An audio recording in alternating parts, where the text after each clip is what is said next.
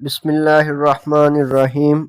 सारे किसान भाइयों नूं मवेशी पाल भाइयों नूं अस्सलामुअलैकुम। ते तुसी देख रहे हैं अपना YouTube channel dairy and cattle farming.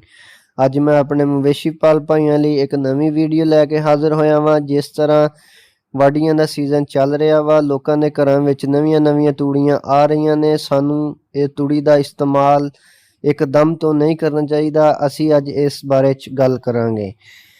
अगर तुसी अपने जानवरां नूं तूड़ी खिलाने आ ते पुरानी तूड़ी दे विच नवीं तूड़ी थोड़ी मकदार दे विच मिक्स करके तुसी तूड़ी अपनी नवीं शुरू करनी है। यकदम तुसी अपनी तूड़ी इस्तेमाल नहीं करनी हैगी।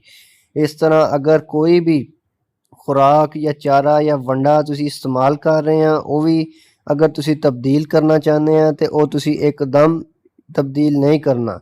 ਉਹਦੀ थोड़ी जी मकदार नवीं चीज़ ਦੇ ਵਿੱਚ मिक्स करके तुसी हौली हौली अपने जानवर ਨੂੰ सब तो पहलों उस चीज़ ਦੇ ਉੱਤੇ ਰੈਡੀ ਕਰਨਾ ਵਾ। ਆਇਆ ਕਿ ਸਾਡਾ ਜਾਨਵਰ ਇਸ ਦਾ ਮਾਈਂਡਸੈਟ ਬਣ ਜਾਵੇ ਕਿ ਅਸੀਂ ਹੁਣ ਆਹ ਖੁਰਾਕ ਖਾਣੀ ਆ, ਉਹਦਾ ਟੇਸਟ ਉਹਦੀ ਜ਼ੁਬਾਨ ਤੇ ਚੜ ਜਾਏ।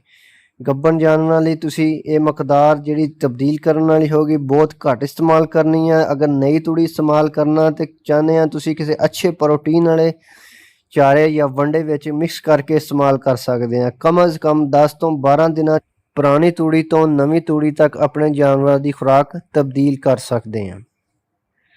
अक्सर सुनने च आंदा वा कि पिछले 2 दिन तो साडे जानवर का अद्धा किलो दुध घट गया, किलो घट गया, खाना पीना भी कम हो गया तो बुखार भी नहीं। इसकी एक बड़ी वजह होंदी है खुराक की यकदम तब्दीली, जिहदा असीं गौर नहीं करते। लिहाजा जिस तरह तूड़ी की आमद आ, इस तरह सानू तूड़ी 10 तो 12 दिनों अपने जानवरों की तब्दील करनी चाहिए है। ये सी अज की साडी वीडियो। अगर मेरे भाइयों को अच्छी लगी होवे तो साडी वीडियो को लाइक करके कमेंट जरूर करियो। दूसरे नंबर पर तुसी साडा चैनल सबसक्राइब करियो ताकि हर नई आने वाली वीडियो साडे भाइयों तक पहुँच सके। शुक्रिया।